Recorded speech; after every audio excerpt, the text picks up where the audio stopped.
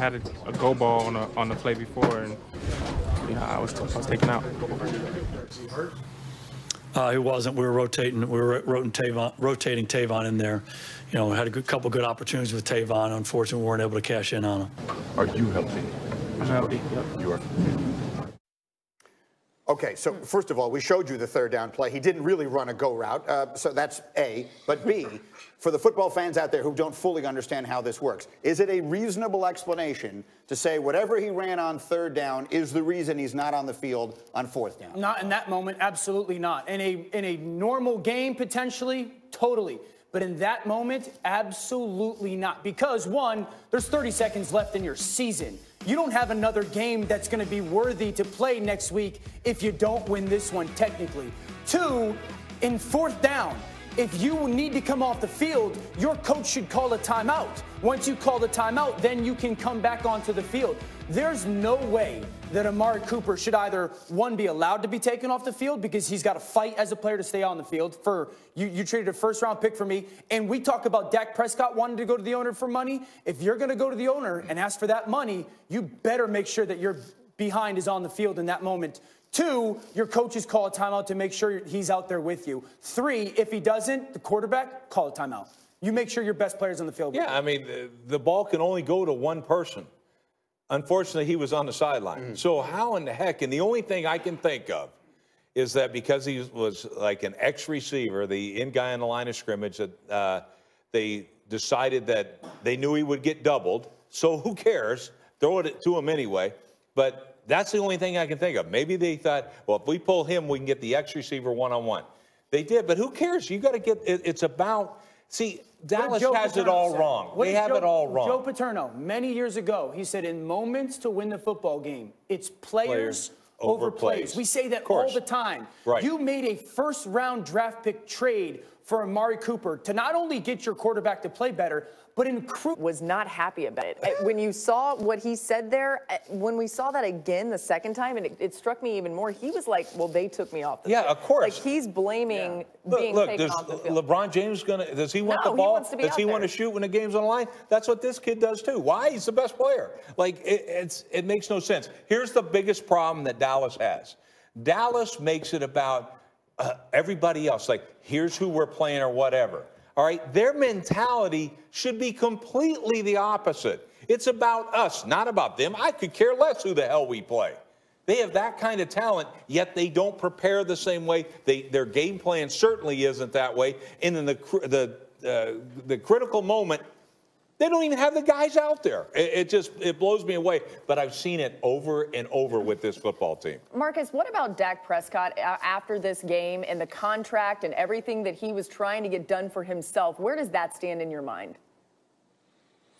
Laura, I'm not sure. I think it's a foregone conclusion Dak is going to get a contract. And I'm not sure if the missed throws were enough to deter Jerry and Steven, obviously, in not giving him a contract. But obviously, when you're in these particular situations and you talk about how you go to the negotiating table, especially when you've bet on yourself like Dak has, you better believe they're going to bring this up. Listen, I've been a part of contract negotiations. Rex, Dan has, most of the guys that's on that show. What these front offices and owners do is pull every negative portion of your game out to try to get every million or every 100,000 that they can back. And that conversation is going to creep in based on this game. But Dak is tough. Dak played through, obviously, his shoulder was hurting. He missed some throws, like I'm saying, but he also made some throws. And he also did some things to help his football team win. And the coaching staff didn't do some things to help the team win. So I'm not sure if it has that much impact, but it definitely will be brought up when you go back to the negotiating table. All right, Swagoo, stay with us. So the Cowboys lose in a spot that really feels like a microcosm of their season. Meanwhile, all the credit in the world to the Philadelphia Eagles, who win a monster game yesterday, as banged up as they have been. And they do it behind a quarterback who has heard a lot of questions about his leadership. But yesterday, he was terrific, and his entire organization had his back. We've had our backs against the wall for a while now, and you can see the sense of belief that each of these guys have, and you see it each week with them getting better and better, and believing in themselves and believing in this team. It's really hard to forget all that's been said about this team in this locker room, all of the boos that we've heard so far this year, and that stuff doesn't go away. So we understand that, we really draw on each other and the guys in this team trying to make something memorable out of this season. And we got one more week. Dan, it's no secret you've been on the Carson Wentz train all year long. What impressed you most from him in this game? Well, Carson Wentz has been described in a lot of different ways as a player. He's been elite arm talent or super creative, but he's never been known as a deadly accurate player. I saw it from the first play of the game, and I knew he was going to have a big play, big game. This is the first play, a little play action pass. I want to freeze it in this moment. Okay, freeze it in that moment. Carson Wentz is pulling the trigger to make this throw right now. He's already decided to make this throw to Arcega-Whiteside right there. Look at that coverage. There's the linebacker, Sean Lee, sitting right in between Carson Wentz, the receiver, and him. And the cornerback is going to undercut it. Look at the ball placement. This does not look like a hesitant quarterback playing in a big moment. Again, there are two players underneath that throw right there. But there's a saying, there's no defense for the perfect throw. Carson Wentz displayed it on play number 1. But look at it from this different angle. This is actually great coverage by the corner. This is a great break by the corner. If that ball is thrown in the right location, if that ball's thrown to the receiver's chest, that's an interception by the corner. But again, perfect ball placement up high to Arcega-Whiteside. Corner can't go make the play. But it was the story of the game for Carson Wentz. Everybody watched Dallas Goedert. This is the first touchdown for this Eagles offense. This is good defense by the Cowboys, but you can't defend the perfect throw. They have 3 defenders. A safety that's driving their one way. Sean Lee, again, is in really good coverage underneath, and the cornerback is undercutting. You do not make that throw as a quarterback unless you are feeling yourself. Carson Wentz throws the ball the only place that his guy could go get it. Only guy that can go make that catch is Dallas Goedert. Again, no defense for the perfect throw. And then we'll go to the fourth quarter. On third down, where you need to go make a throw, Dallas Goedert again is going to run just this go route on the corner. Everyone see Carson Wentz, because right now, you're making your decision as a quarterback. Where am I going to throw this football? I say it all the time. Don't tell me you can make all the throws. Make the right throw at the right time with the right trajectory. Watch the tempo of this ball by Carson Wentz.